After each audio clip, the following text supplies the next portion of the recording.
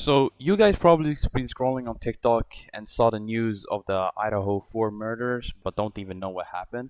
I was literally just scrolling on TikTok on a random Tuesday afternoon in the toilet and just saw this random Mark Zuckerberg looking ass dude. And I was searching, I didn't get any recap or anything, so I'm gonna give you guys my own short summary of what happened in the Idaho 4 murder case. So there's six students right here, six roommates, okay, who live together in Idaho. But these four of the six roommates, these two fine shit, and then these two are a couple also. They got murdered. The one on the left and one on the right here, survived or didn't get attacked. So that's basically the case. But I'm gonna give you guys some background info, all about the juicy stuff, all that.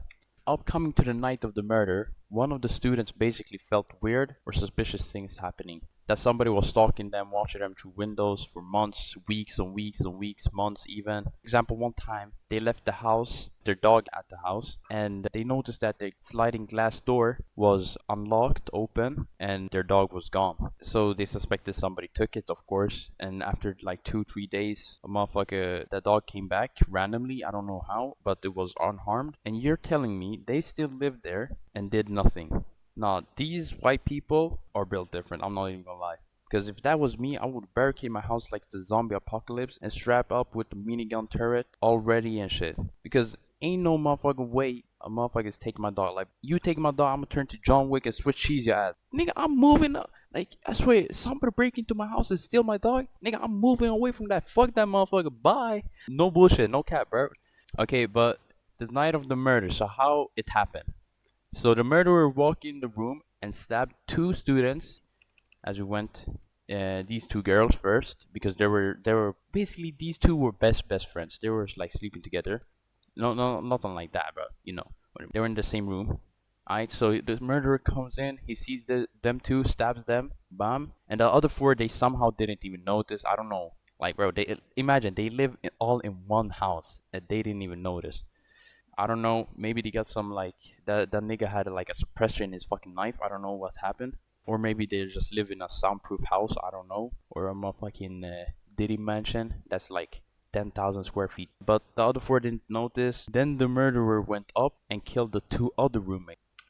You remember these two who were a couple basically. He went up, killed both of them. It was one of these two girls who survived.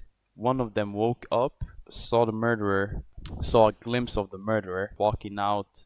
He had a mask, he was carrying a knife, but the murderer, he didn't do anything towards them. And imagine this nigga stalked them for days and days and days and days. So he knew their routine, he knew what they were eating, sleeping, when they were shitting, when they were gooning. I don't know what. That nigga knew their routine better than niggas, bro. Yeah, but she basically saw that nigga leave the house, and I wonder how she slept that night because knowing that your friends are dead, that's basically how it went down. There's more details and stuff like that, but nigga, I don't. Oh, also one important thing: when he was killing uh one of these two right here, the couple, he accidentally dropped the knife guard because there was some resistance when he was stabbed. They were doing self-defense basically. So the knife guard dropped, and that's basically the evidence that the police. That's a key detail that he dropped the knife guard. Okay, first of all, the police. This is the knife guard I'm talking about. But it wasn't like this. I don't want to show the real one because YouTube's gonna ban this video. It was basically like this, but black and plastic. The police found the murder through evidence in one of the knife guards left on the scene and found this nigga Bryan Kohberger. Yeah, this Dr. Doofenshmirtz looking ass dude. I don't know. But he was basically a random 28-year-old criminology something student that has no connections to any of these 4 or 6 people. So basically, that nigga was just stalking and killing people for fun. Yeah, I'm going to check my windows and closet every night I sleep now. Niggas are just stalking and killing niggas just for fun now. Niggas moving out here like the fucking Joker, my nigga. But basically, the motive was he was trying. The police don't know the motive, but but kind of like he was trying to see if he could kill somebody and get away with the murder. So he was doing a lot of studies because he had like this big ego after graduating from criminology. So he probably thought, oh, I can kill I know how to get away with a murder, trying to go like some Jeffrey Epstein type shit. I don't know what it was. Going around like Ghostface killing niggas with a mask and a fucking knife. Bro, think he's in a fucking horror movie, bro. Yeah, but so basically, all of this happened 2022. So like 3 years ago.